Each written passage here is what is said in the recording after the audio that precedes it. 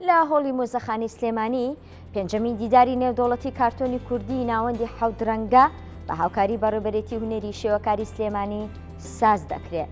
ئەوکو پێشتر پێمان ڕاگەاندن ئەم دیدارە تایبەتە بە پۆرترێت بۆ ڕۆمانوسی گەورەی کورد یەشار کەمال. هاوکارمان ڕێژنە ڕزگار زانیاری زیاترمان دەربارەی ئەم دیدارە دەداتێ. ڕێژنە سڵاو لێبێ. بەڵێ سەوسن سڵاو لە ئێوە. سەوسن ئێرە گەلەری مۆزەخانەی سلێمانیە ئەمڕۆ لێرە لەلایەن ناوەندی حەوت ڕەنگە و بە هاوکاری بەڕێوەبەراتی ڕۆشنبیری هونەربەشی شێوەکاری پێنجەمین دیداری نێودەوڵەتی کارتۆنی کوردی بەڕێوە دەچێت.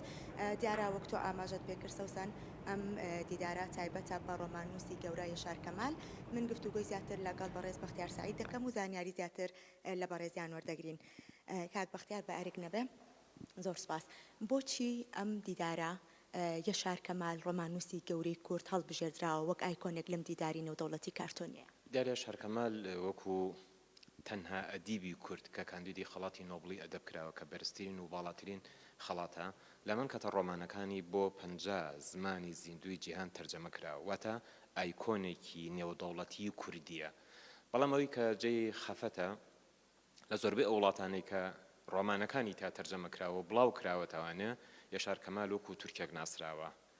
من زۆر بەلامەوە گرنگ بوو ئەم ئایکۆنە کوردیە لەسەر ئاستێکی بەرفراوان لە ڕێگەی پرۆژەیەکی ئاوا هونەریەوانێ بتوانین وەکو کوردێک بیناسیێنین. بە دڵخۆشیەوە 67 کاریکاتێرز لە 40 وڵاتەوە بەرهەمیان ناردووە. کاک بەختیار ئەمە ئاماژە بە شتێکی تر بین.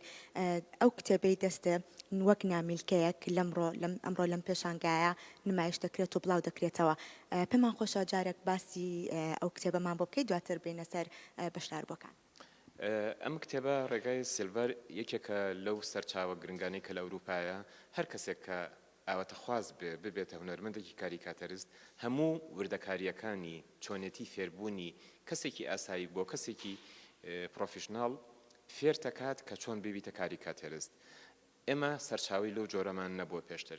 ئێمە تا ئێستا دوو بەش لەم کتێبەمان چاپ کردووە کە کتێبەکە لەلایەن برای خۆشەویستم ڕزگار سەعیدەوە لە ئەڵمانیا هەم کاری تەرجەمەی بۆ کردووە هەم کاری دیزاینیشی بۆ کردووە.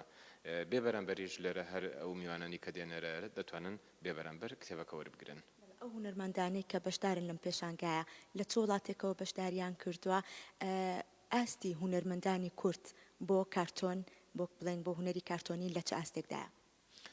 دیارە زۆربەی وڵاتەکان بەشداریان کردووە هەر لە رووسیا و لە فەڕەنسا و لە دانیمارک و سوید و سین و ئێران و عێراق و وڵاتە عەرەبیەکانیش بە هەمان شێوە.